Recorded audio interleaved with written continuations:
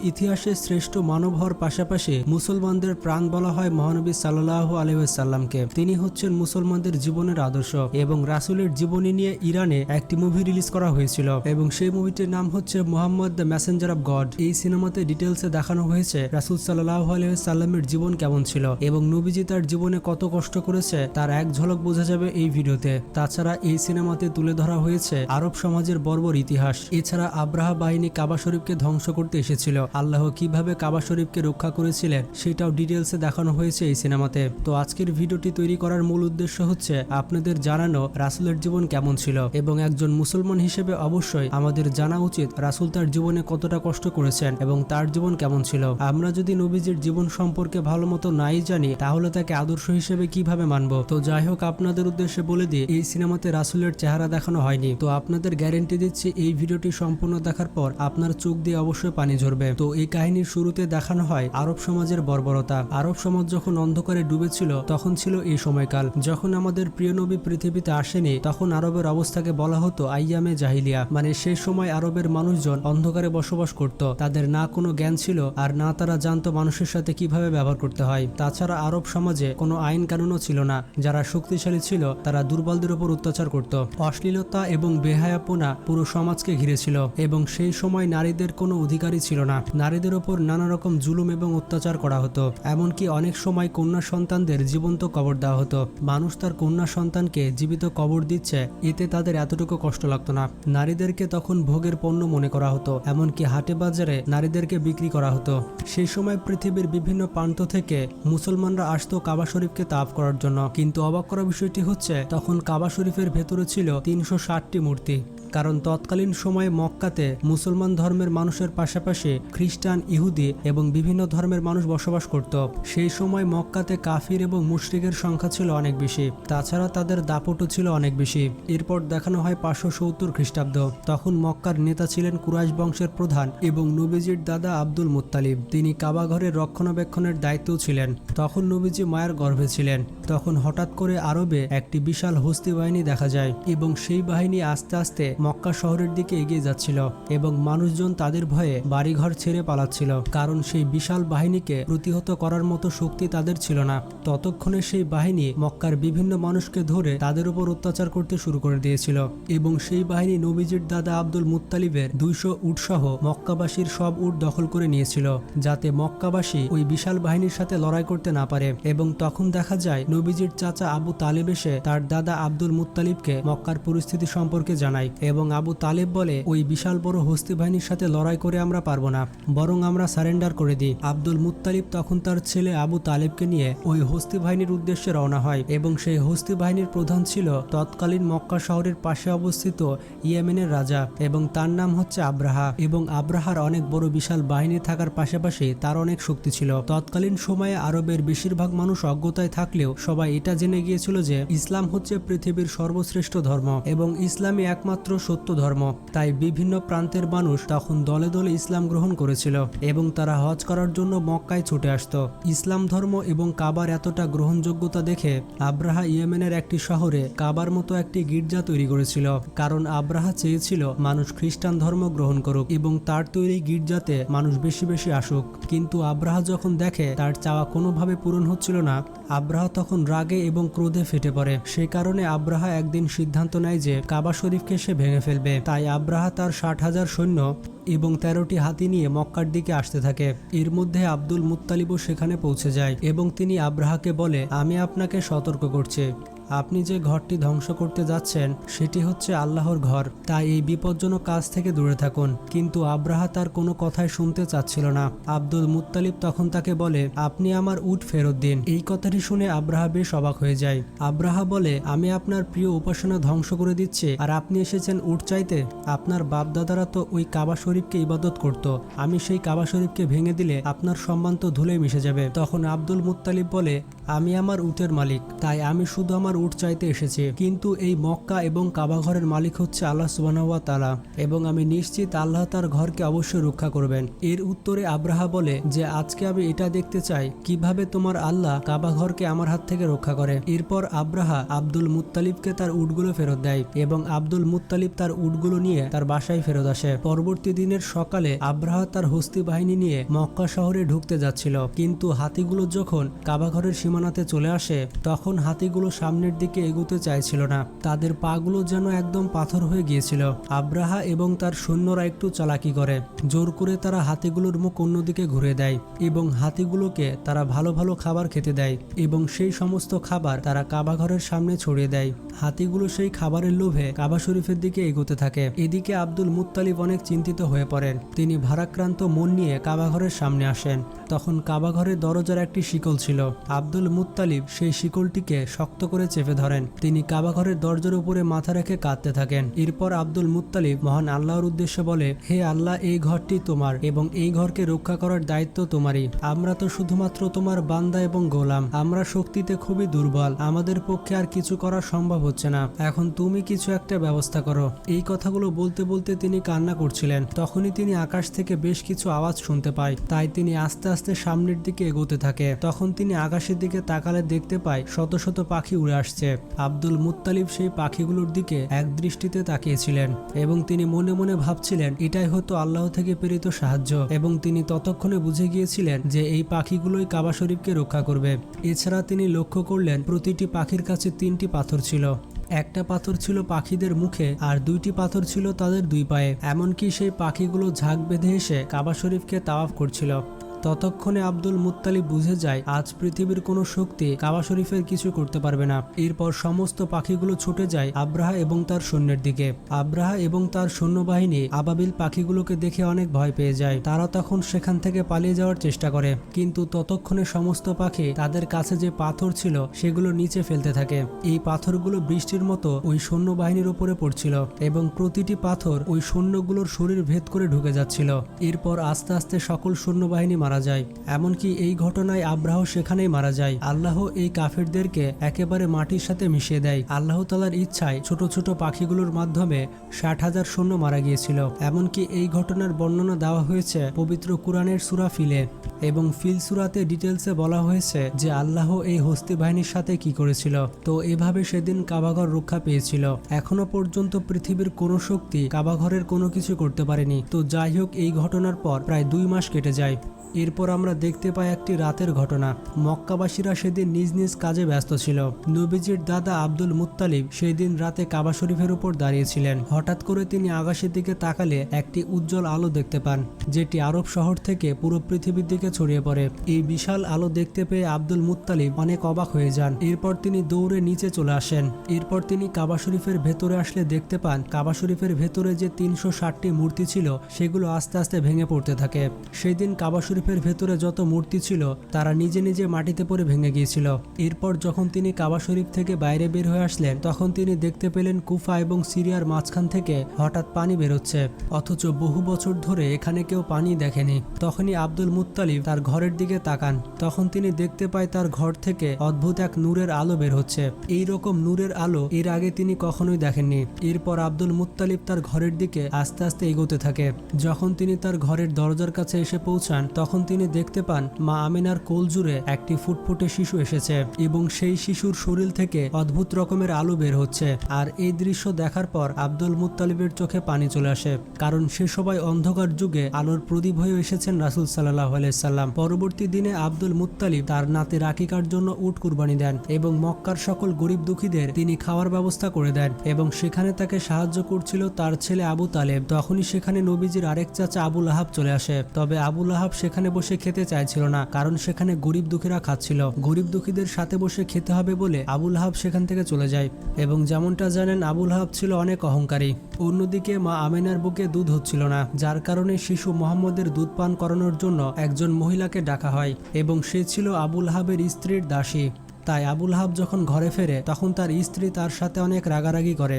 আবু লাহাবের স্ত্রী বলতে থাকে যে এই কাজের জন্য তার দাসীকে কেন নেওয়া হলো। আপনারা যেমনটা জানেন ইতিহাসের সব থেকে পাপী নারী হচ্ছে আবু লাহাবের স্ত্রী, তাই তার আচরণ কেমন হবে তা আপনারা বুঝতে পারছেন। তো এখানে দৃশ্য চেঞ্জ হয়, পরবর্তী দৃশ্যে আমরা দেখতে পাই যে ইহুদিরা তাদের মধ্যে কথা বলছিল। ইহুদিদের নেতারা বুঝতে পেরেছিল যে কোনো বিশেষ শিশুর জন্ম হয়েছে, কারণ এই ব্যাপারে তাদের কিতাবে স্পষ্ট বলা হয়েছিল। তাই যেদিন রাতে নবীজির জন্ম হয়েছিল সেই দিন রাতে আকাশের সেই আলো দেখে তারা বুঝতে পেরেছিল যে সেই শিশুর পৃথিবীতে জন্ম হয়ে গিয়েছে। তবে ইহুদিরা বেশ চিন্তিত ছিল, কারণ তারা জানতে পেরেছিল যে কোনো ইহুদির ঘরে এই শিশু জন্মগ্রহণ করবে না। তারা আলোচনা করছিল যে শিশুটি কে হতে পারে। তাই ইহুদি ধর্মযাজকেরা সেখানে অনেক বাচ্চাদের কিনতে চেয়েছিল। তারা এই কাজটি এজন্য করে যাতে ওই শিশুটি তাদের দলে চলে আসে। এমনকি অনেক ভণ্ড মহিলাদের দায়িত্ব দেওয়া হয় শরীরের বিশেষ চিহ্নের মাধ্যমে ওই শিশুটিকে খুঁজে বের করার জন্য। তো যাই হোক, দৃশ্য চেঞ্জ হয়। এরপরে আমরা দেখতে পাই বাচ্চাদের নাম রাখার উৎসব চলছে এবং সেখানে বিভিন্ন বাচ্চার নাম রাখা হচ্ছিল।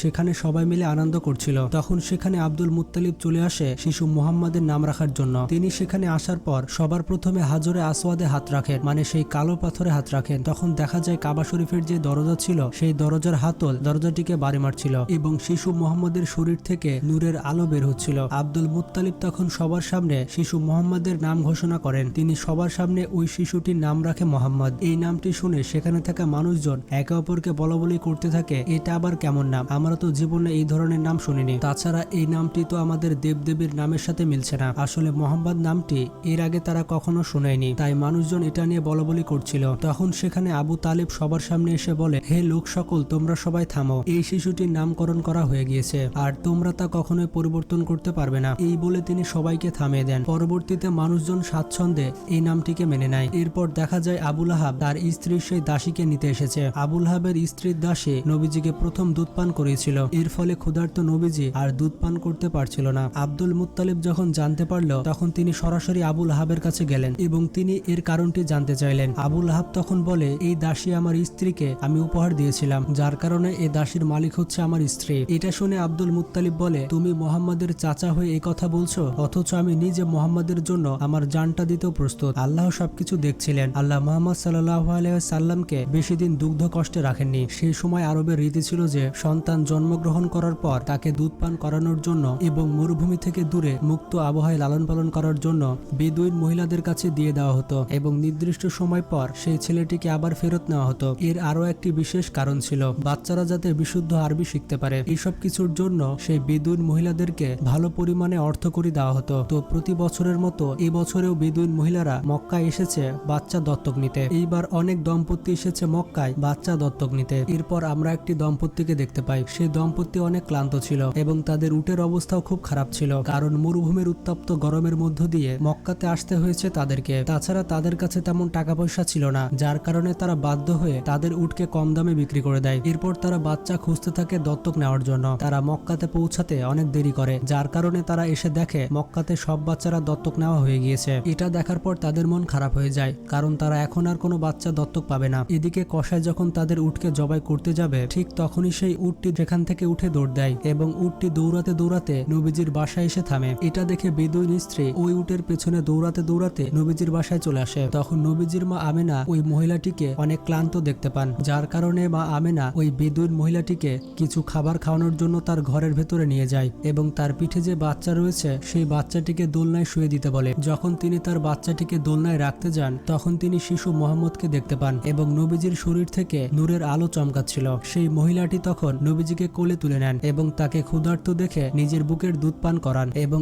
এই মহিলাটি ছিল নবীজির দুধমা হালিমা। আসলে নবীজির যেহেতু বাবা নেই আর নবীজিকে লালন পালন করানোর জন্য বেদুইন মহিলাদেরকে নবীজির মা তেমন অর্থ করে দিতে পারত না, আর এই কারণে কোনো বেদুইন মহিলা নবীজিকে দত্তক নেয়নি। এই বিষয়ে নবীজির দাদা আব্দুল মুত্তালিব মা হালিমার স্বামীর সাথে কথা বলে নেয় যে নবীজিকে লালন পালন করানোর জন্য তারা বেশি অর্থ দিতে পারবে না। তো সব কথা শোনার পরে মা হালিমা এবং তার স্বামী রাজি হয়ে যায়, যদিও তারা জানতো নবীজিকে লালন পালন করার জন্য তারা খুবই কম অর্থ পাবে। তো এরপর মা আমিনা অনেক কষ্ট পায়। অনেক কষ্টের পরে তিনি নবীজিকে মা হালিমার হাতে তুলে দেন। এছাড়া মা হালিমা এবং তার স্বামীকে আরো 2টি উট এবং একটি গাধা দেওয়া হয়। মা হালিমা যখন নবীজিকে নিয়ে তার এলাকায় প্রবেশ করেন তখন সাথে সাথে সেখানে বৃষ্টি শুরু হয়ে যায়, অথচ এই এলাকায় অনেক বছর ধরে বৃষ্টি হয়নি। তাছাড়া এই এলাকায় তেমন একটা বৃষ্টিও হয় না। এর পাশাপাশি নবীজি যখন মা হালিমার ঘরে আসে তখন থেকে আল্লাহর রহমত আরো বেড়ে যায়। তো এইভাবে আস্তে আস্তে কেটে যায় 2 বছর এবং মা আমিনার সাথে চুক্তির মেয়াদ শেষ হওয়ার কারণে মা হালিমা এবং তার স্বামী নবীজির মায়ের কাছে তাকে ফেরত দিতে আসে। নবীজি যখন মক্কায় ফেরত আসে তখন কাবা শরীফ জ্বলজ্বল করে জ্বলছিল। অন্যদিকে মা আমিনা নবীজিকে এত বছর পর দেখার পরে নিজের কান্না ধরে রাখতে পারলেন না, তিনি অনেক ইমোশনাল হয়ে যান। কিন্তু তখন কাবার আশেপাশে একটি মহামারী রোগ ছড়িয়ে পড়েছিল। তখন আব্দুল মুত্তালিব জানতে পারে যে ইহুদিরা এখনো মুহাম্মদ সাল্লাল্লাহু আলাইহি সাল্লামকে খুঁজে বেড়াচ্ছে, তাই খারাপ কিছু হবে বলে আশঙ্কা করে নবীজির দাদা আব্দুল মুত্তালিব আবারও মা হালিমার কাছে 2 বছরের জন্য নবীজিকে পাঠিয়ে দেন। এরপর মা হালিমার কাছে নবীজির আরো 2 বছর কেটে যায়। তখন নবীজির বয়স হয় 4 বছর। এরই মধ্যে একদিন নবীজির দুধ মা হালিমা ভীষণ অসুস্থ হয়ে পড়ে। সেখানে কবিরাজ এবং তান্ত্রিক এসে মা হালিমাকে সুস্থ করার চেষ্টা করে। যখন নবীজি এটা দেখতে পেল তখন সেই তান্ত্রিক আর কবিরাজকে নবীজি চলে যেতে বলল এবং নবীজি যখন মা হালিমার হাতে হাত রাখে তখন মা হালিমা সুস্থ হয়ে ওঠে। আর এই মিরাকেল দেখে তান্ত্রিকরা পুরো অবাক হয়ে যায় আর অবাক হয়ে তান্ত্রিকরা সেখান থেকে চলে যায়। তবে তান্ত্রিকরা বুঝে গিয়েছিল এটি কোনো সাধারণ শিশু নয়, এই শিশুর মধ্যে বিশেষ শক্তি রয়েছে। তান্ত্রিকরা তৎক্ষণাৎ ইহুদিদের কাছে চলে যায় এবং তাদেরকে নবীজি সম্পর্কে বলে। তাই নবীজিকে নেওয়ার জন্য শত্রুরা বিভিন্নভাবে মা হালিমার বাড়িতে আক্রমণ করে। মা হালিমা এবং তার স্বামী নবীজিকে রক্ষা করলেও তারা খারাপ কিছুর আশঙ্কা করে, যার কারণে মা হালিমার স্বামী নবীজিকে নিয়ে মক্কার উদ্দেশ্যে রওনা হয়। আর নবীজিকে বিদায় দেওয়ার সময় মা হালিমা অনেক কান্না করেন। এরপর নবীজির দাদা আব্দুল মুত্তালিব এই খবরটি জেনে যায় আর তিনি মক্কার পাশে একটি পাহাড়ে নবীজিকে নেওয়ার জন্য চলে যান। আব্দুল মুত্তালিব তখন বুঝে গিয়েছিলেন যে নবীজিকে নিয়ে তিনি যদি মক্কায় যান তাহলে মক্কাতে নবীজির উপরে হামলা হতে পারে। তাই তখন তিনি নবীজিকে নিয়ে ওই পাহাড়ের গুহায় থেকে যান। সেই পাহাড়ের গুহায় দাদা এবং নাতির কেটে যায় 1 বছর। নবীজি যে গুহাতে ছিলেন সেই গুহার আশেপাশে প্রাণের সঞ্চার চলে এসেছিল, প্রকৃতির সবকিছু যেন জীবন ফিরে পেয়েছিল। এরপর মা আমিনা নবীজিকে ওই গুহা থেকে নিয়ে তার এক আত্মীয়র বাসায় যান আর সেখানে ছিল নবীজির বাবার কবর। এবং আপনারা যেমনটা জানেন নবীজির জন্মের 2 মাস আগে তার বাবা ব্যবসার কাজে গিয়েছিলেন আর ব্যবসা থেকে ফেরার পথে তিনি অসুস্থ হয়ে মারা গিয়েছিলেন। আর এই কারণে মদিনাতে তার বাবাকে কবর দেওয়া হয়েছিল। তো নবীজির বাবার কবরের পাশে নবীজি বসেছিলেন আর যখন তার মা আসে তখন তার মাকে তার বাবার বিষয়ে জিজ্ঞেস করতে থাকে। নবীজি এবং তার মা ওই জায়গাতে খুব ভালো একটা সময় কাটায়। কিন্তু তখন 2 মাস পরে মা আমিনা আবার অসুস্থ হয়ে যান। এই অবস্থায় মা আমিনা যখন নবীজিকে নিয়ে মক্কায় ফেরত আসছিলেন তখন রাস্তাতেই মা আমিনা মারা যান। আর তখন নবীজি পুরোপুরি এতিম হয়ে যায়, তার বাবাও বেঁচে নেই আর এখন তার মাও বেঁচে নেই। মাত্র 6 বছর বয়সে নবীজি পুরো এতিম হয়ে পড়েন। এই অবস্থাতে ইহুদিরা নবীজির উপরে আক্রমণ করে। নবীজির চাচা আবু তালেব এবারও নবীজিকে বাঁচিয়ে নেয়। তারপর নবীজির চাচা নবীজিকে মক্কায় তার দাদার কাছে দিয়ে দেয়। তখন থেকে আব্দুল মুত্তালিব এবং নবীজি সবসময় একসাথে থাকতেন। এমনকি কাবার রক্ষণাবেক্ষণ এবং কাবাতে যারা হজ করতে আসতো তাদের খাবার ব্যবস্থা করতেন নবীজি এবং তার দাদা। তো যাই হোক, একদিন কাবা তাওয়াফ করার সময় আব্দুল মুত্তালিব মানে নবীজির দাদা অনেক অসুস্থ হয়ে যান। আর এই সুযোগে নবীজির অহংকারী চাচা আবু লাহাব তার বাবাকে বলে আমি কুরাইশদের নেতা হব। তো এর কিছুদিন পরে নবীজির দাদা আব্দুল মুত্তালিব নবীজিকে তার চাচা আবু তালেবের কাছে দিয়ে দেন এবং তার চাচার কাছে দেওয়ার পরে নবীজির দাদা দুনিয়া ত্যাগ করেন এবং মাত্র 8 বছর বয়সে নবীজি পুরো অভিভাবক শূন্য হয়ে যান। এখন তার একজন অভিভাবকই রয়েছেন এবং সেটি হচ্ছে তার চাচা আবু তালেব। এরপর থেকে নবীজি ছাগল চড়ানো থেকে বিভিন্ন ধরনের কাজ করতেন। তো অনেকদিন পর দেখা যায় যে নবীজির চাচা আবু লাহাব তার এক দাসীকে বিক্রি করে দিচ্ছেন। এটি সেই দাসী ছিল যে দাসী প্রথমবার নবীজিকে দুধ পান করেছিল। তো সেই দাসীর স্বামী আবু লাহাবকে রিকোয়েস্ট করতে থাকে তাকে বিক্রি না করার জন্য, কারণ তার স্ত্রী ছিল অনেক অসুস্থ। তো এর উত্তরে আবু লাহাব বলে আমার পাওনা অর্থ আমাকে দিয়ে দিলে আমি তাকে আর বিক্রি করব না। তো পাশে নবীজি দাঁড়িয়েছিল। তখন নবীজি আবু লাহাবকে বলে আপনি এই দাসীকে ছেড়ে দিন, আমি নিজে আপনার অর্থ ফেরত দিয়ে দেব। তো সেই দিন নবীজির কারণে তারা দুধ মা ছাড়া পেয়ে যায়। তো যাই হোক, এখানে দৃশ্য চেঞ্জ হয়। পরবর্তী দৃশ্যে আমরা দেখতে পাই একজন লোক তার কন্যা সন্তানকে জীবিত কবর দিচ্ছিল।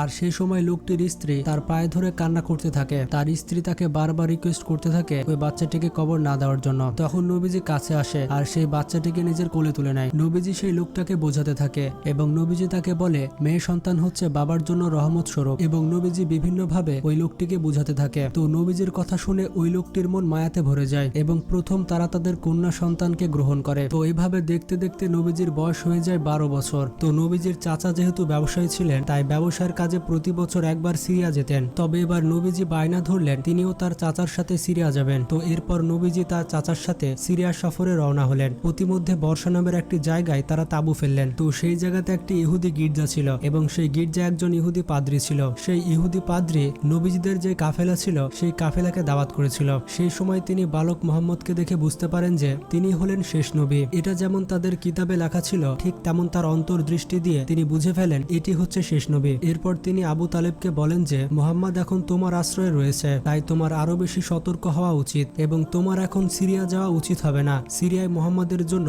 বিপদ অপেক্ষা করছে। তাছাড়া সিরিয়াতে যে ইহুদিরা রয়েছে তারা মুহাম্মাদের জন্য ফাঁদ পেতে রয়েছে। তাই আবু তালেব তার সিরিয়া যাওয়ার সিদ্ধান্ত বদলে ফেলেন এবং তিনি তার কাফেলা নিয়ে আবারও মক্কার দিকে ফেরত আসেন। তবে প্রতিমধ্যে তারা এক ইহুদিকে আহত অবস্থায় দেখতে পায়। এটা সেই ইহুদি যে বারবার মুহাম্মদ সাল্লাল্লাহু আলাইহি ওয়াসাল্লামকে মারতে চেয়েছিল। নবীজি যখন তাকে দেখে তখন ঘোড়া থেকে নেমে ওই ইহুদির মুখে পানি দেয় এবং সেই ইহুদিকে সমুদ্রের পাশে একটি জায়গায় নিয়ে আসেন। সেখানে নবীজি খেয়াল করলে দেখতে পায় একটা বড় মূর্তির সাথে কয়েকজন মানুষকে বাঁধা রয়েছে। সেখানে একজন মহিলা এবং 2টি বাচ্চা ছিল। তাদেরকে সেখানে বেঁধে রাখা হয়েছিল কারণ তাদেরকে কুরবানি দেওয়া হবে এবং সেখানকার জেলে সম্প্রদায় পূজা করছিল যেন তাদের দেবতা তাদের কুরবানিগুলো কবুল করে এবং তাদের দেবতা যাতে তাদেরকে প্রচুর ধন সম্পদ দান করেন। তো নবীজি সেখানে গেলেন এবং সেই মহিলা ও বাচ্চাদের যে শিকল ছিল সেই শিকল খুলে ফেলেন। তো নবীজি এটা করার কারণে পূজারীদের ছেলেমেয়েরা নবীজিকে আক্রমণ করতে যায় আর তখনই সমুদ্রের ঢেউ এমন ভাবে উঠে আসে যাতে করে ওই বিশাল মূর্তিটি ভেঙে পড়ে এবং এত বড় ঢেউ দেখে পূজারীরা সব ঘরের ভেতর চলে যায়। কিছুক্ষণ পর ঢেউ থামার পর দেখা যায় প্রচুর মাছ সমুদ্রের পাড়ে এসে জমা হয়েছে।